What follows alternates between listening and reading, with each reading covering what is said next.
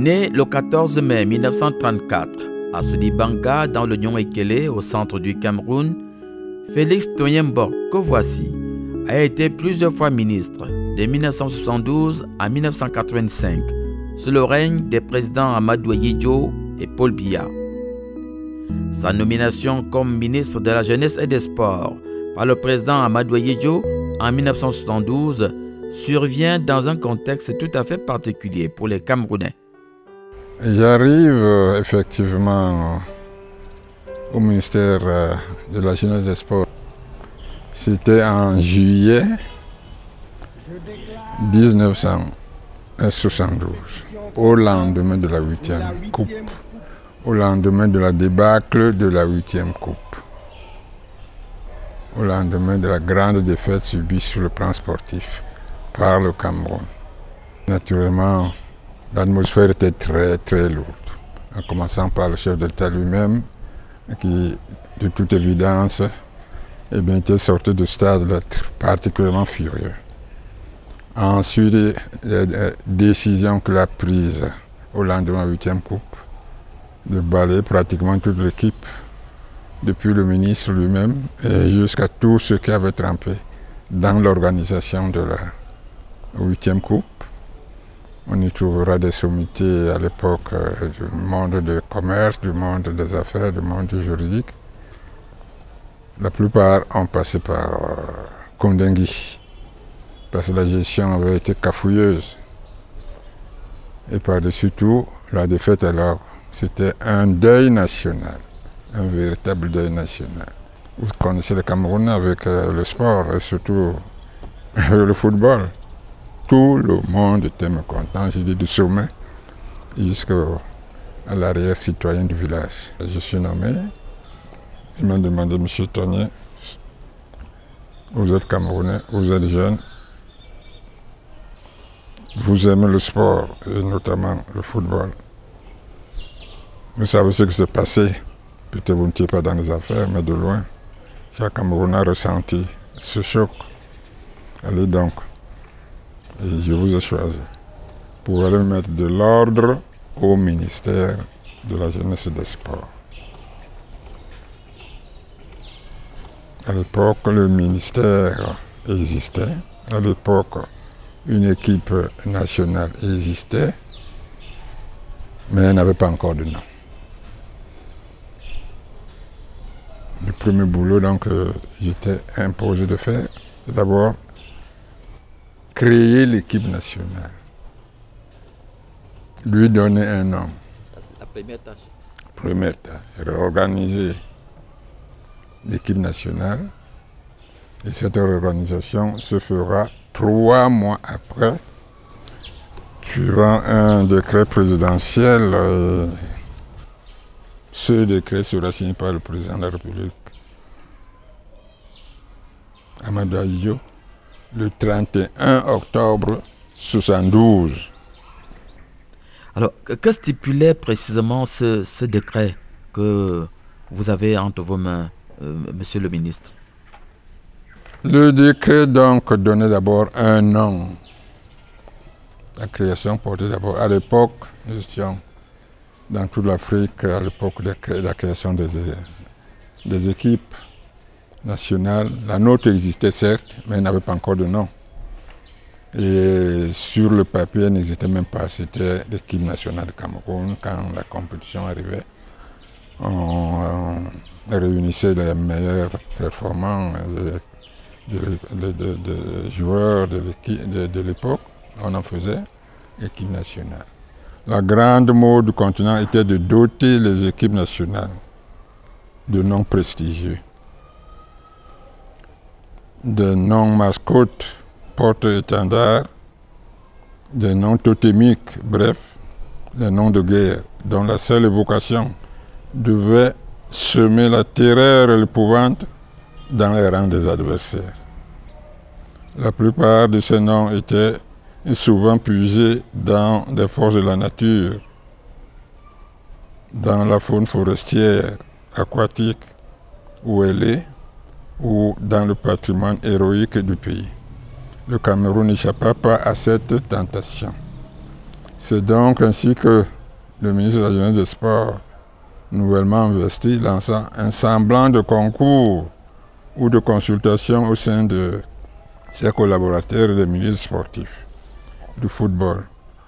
Au cours de la séance de travail qui s'ensuivit, sous ma présidence, entouré de mon état-major, pour examiner les différentes propositions, la dénomination Lyon remporta le suffrage. Roi de la forêt, des steppes et des savanes, force, courage, invincibilité, dignité, grandeur et la fierté, la dénomination ralliait l'unanimité. Mais hélas, cette unanimité se heurta au constat que le Cameroun ne serait pas le seul s'il adoptait finalement ce nom, face au lion de l'Atlas du Maroc, au lion de la Teranga du Sénégal. Face à ce constat donc, je proposais à mes collaborateurs d'adjoindre un qualificatif ou un déterminatif au substantif qui était lion. Et c'est alors que, comme mu par une lumineuse intuition, à la fois visionnaire et quasi prophétique, je lançais le qualificatif indomptable. Et aussitôt, je crois que toute l'assistance a applaudi et on a adopté le nom donc, indomptable. Indomptable, est-ce que ce n'était pas trop ambitieux, trop prétentieux, monsieur le ministre? Les débuts furent difficiles pour porter ce nom, puisque les premières sorties ne furent pas que de brillantes victoires. Pour ceux qui connaissent l'époque, qui se souviennent encore, l'enthousiasme de ces réformes fut pourtant amorti par les contre-performances des 3 premières rencontres des Lions indomptables contre les Black Stars du Ghana au titre des éliminatoires de la Coupe du Monde. L'échec le plus ressenti fut contre le Togo, battu 3-0 à Yaoundé, au match aller, grâce aux prouesses de l'incomparable Tokoto, puis Jean-Pierre. Le Cameroun, en l'absence de Tokoto, déjà professionnel, fut remonté au retour par un cinglant 4-0 à Lomé. Le scepticisme commença à s'installer autour des Lions indomptables et les plus farouches contestataires allèrent même jusqu'à exiger qu'on débaptisât les Lions indomptables. Les uns arguaient, oui, le ministre de la Jeunesse et des Sports a induit le gouvernement en erreur avec ce nom prestigieux. Lion passe encore, mais indomptable, c'est ridicule.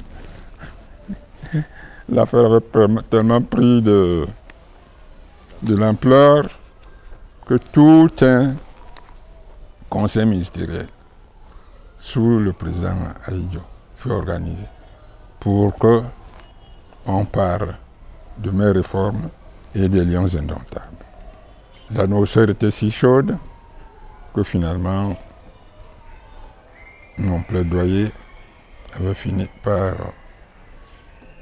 convaincre tout le monde de souhaiter une période sabbatique du retrait des Lions indomptables des compétitions